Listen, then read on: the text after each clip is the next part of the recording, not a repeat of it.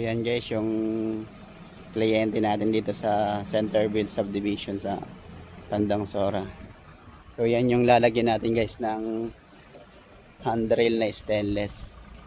So napakalaki ng bahay nila. So yan guys, pakita natin. Yan, luwag. Laki.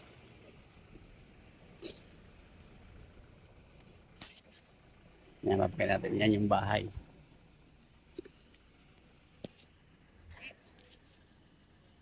Yan lahat na yan, lalagyan natin yan ng top rail na stainless. Tapos yung hagdan niya from 4th floor to 2nd floor. Yan, lalagyan na, yan yung lalagyan natin.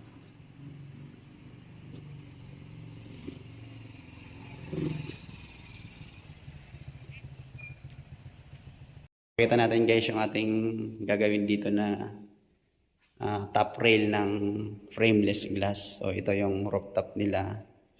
3rd floor yata to. Ito guys, lalagyan natin ng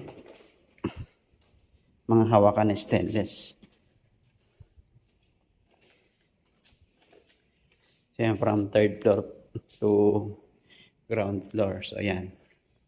So medyo mahaba-haba yung lalagyan natin ng handrail, top rail. So ito yung terrace nila. So yan guys, yan. Yan, lalagyan natin ng top rail yan na stainless. Yun. So nangingi yung kliyente natin ng tulong at gusto daw niya tumibay yung kanyang railing glass na frameless. So ito yung lalagyan natin. 3rd, 6th, 4th floor pala to. 4th floor. So from 4th floor, ito na yung 2nd floor. So ito ganun din, lalagyan din natin siya ng mga top rail na stainless na para tumibay yung kanilang hawakan. So yun guys, napakalaki ng bahay na to. So ito na yung baba. So yan. Medyo malaki-laki yung bahay nila. Laki na ito. So yan guys,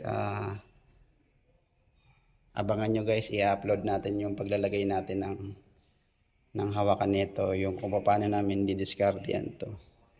Na malagyan to ng handrail na stainless. So abangan nyo guys. See you sa next vlog natin.